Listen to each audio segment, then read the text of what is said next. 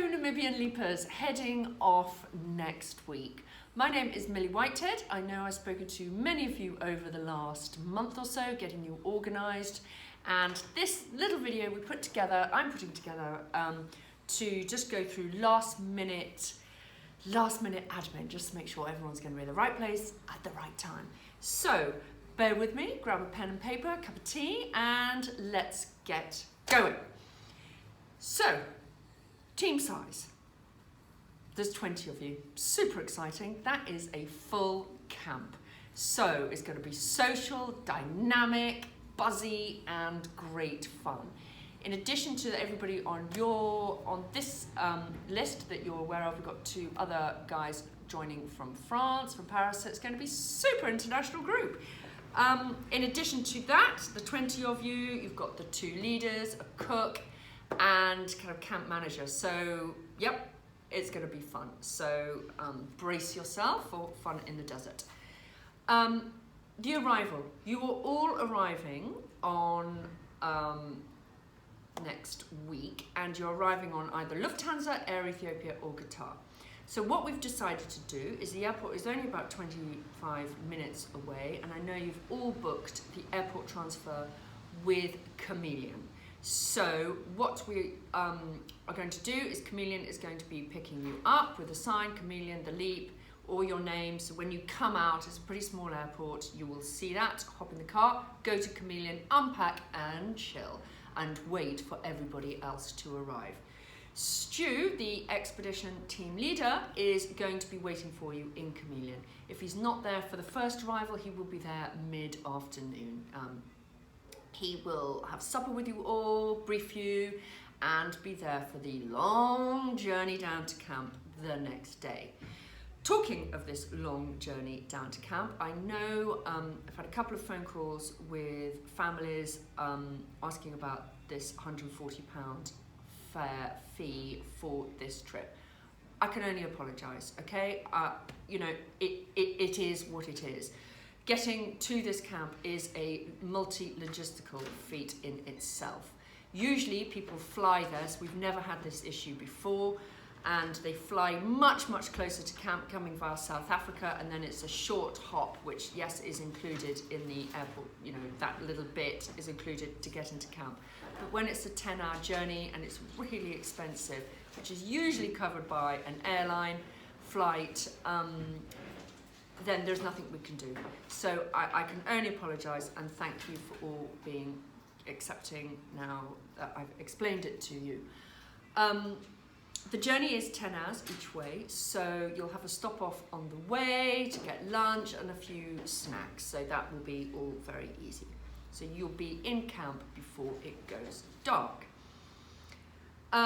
With regards to the Chameleon, just checking you have all booked in for the accommodation and the airport transfer. I know some of you are saying that the dorm rooms are now all full. It doesn't matter. If you just book a single room, it's not an expensive place. I think that kind of the dorm room was working out to be less than £10 a head, a single room £10–15 a head. And if you want to join the WhatsApp group that has been set up and you're not on it, then give us a shout and we'll put you on that, and then you can coordinate sharing rooms with other members of the team. Supper will be in the Chameleon that night. Please budget, I think it's about £4, $4–5 for supper that night, plus whatever drinks that you want. And then once you are in camp, clearly all the meals and all the transport and everything is covered. The camp, so Stu, there's two leaders who are going to be looking after you, Stu and Gunther. They are a fabulous pair. Stu has been leading the last 2 expeditions and everybody absolutely loves him. Gunther is fab. He is a professional safari guide. He's currently taking our current group around Namibia on a safari, and he's going down really well. So he's kind of fun and engaging and slightly, you know, alternative, so you're all going to love it. Also on the camp, there's an on-site medic, your chef, and the housekeeper. But camp dynamics, everybody has to help and pull their weight. So I remember when I was there, everyone has to take it in turns with the washing up, laying out the table, handing out the food. So there will be a nice little rota to keep you all busy and on your toes, helping with the housekeeping. There is a laundry service there, so there's 2 wonderful tented shower rooms, big laundry baskets. Everybody puts their laundry in, but you know, it is really nice if you all help with cleaning your own laundry. It is a matter of, you know, hand scrubbing. So you'll soon get the gist of it. Ed and Andrea, who are the dynamic duo who set up the whole of this concept, and Uana, and are the backbone and motivation behind it. They live now about 30 minutes away on the reserve, but in the camp quarters. You will meet them and they will pop in and out as and when, and you will love them, and it'll be fascinating just to ask them about their story. How did this all come about? Because they are an exceptional pair of, and not just, you know, 2 of the best human beings that you will meet. So look out for them on camp. As you are a full house, a full camp even, the projects, you're all going to be divided up into smaller teams, and the projects are going to run along simultaneously. Some doing this in the morning, some doing that in the morning or the afternoon, all rubbing along.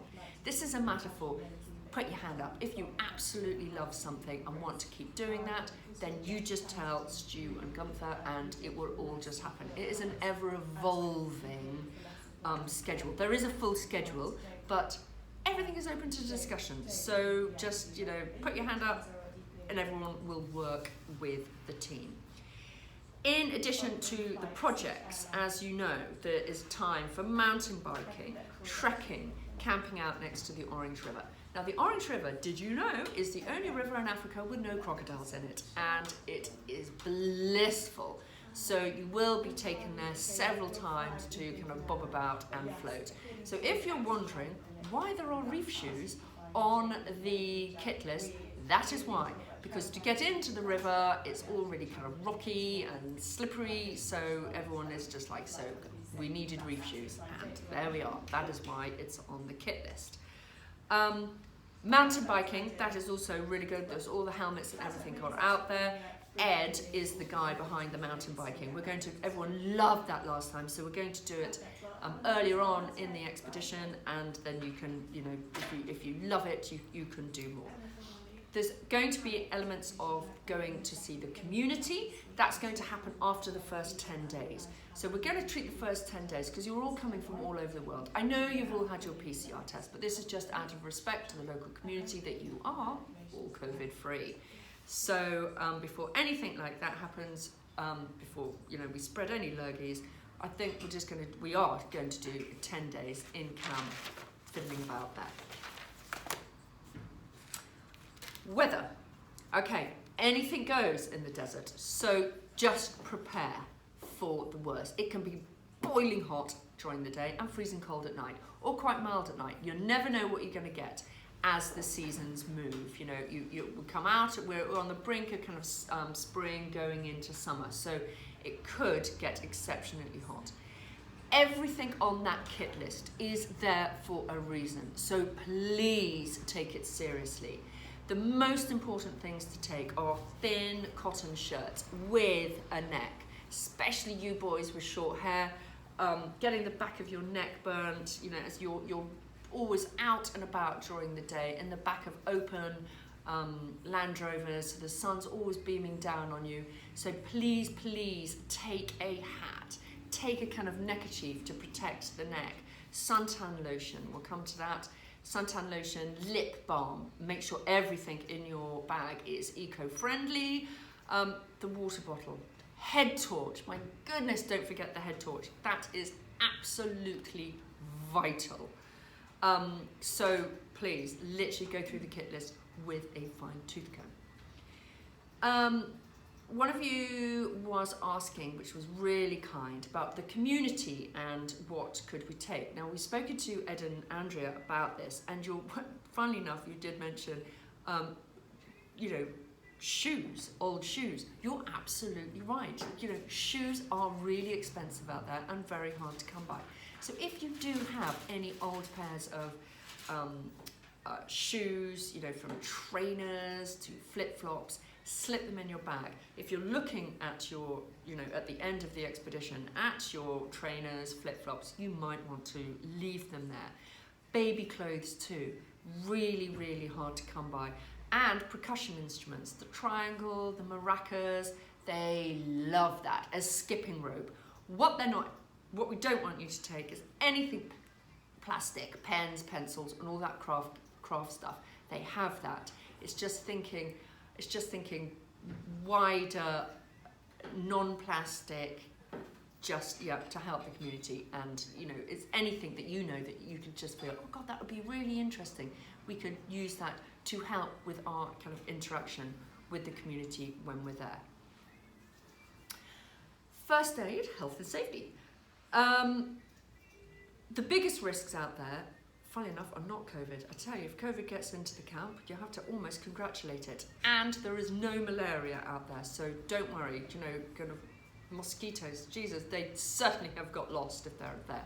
There are lots of nighttime bugs, and you will find that really annoying when you're trying to read at night with your head torch. You know, they're kind of flying around, but they're all very harmless bugs.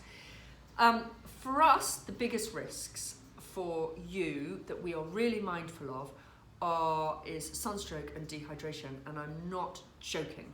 Okay, dehydration is a big thing. Yes, it is very hot and very dry, so you don't really know that you are sweating that much and you are working in this heat. So I honestly advise you to all take rehydration sachets in your medical bag.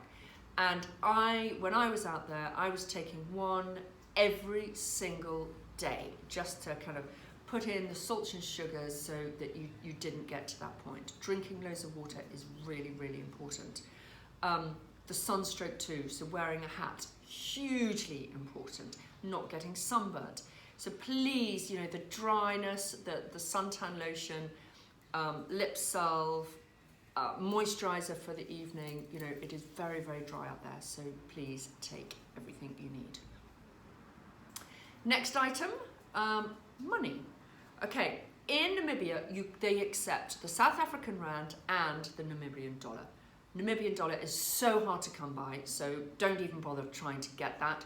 If you want to take currency out beforehand, take out the South African rand, because, well, in the UK, I know that's much easier to get.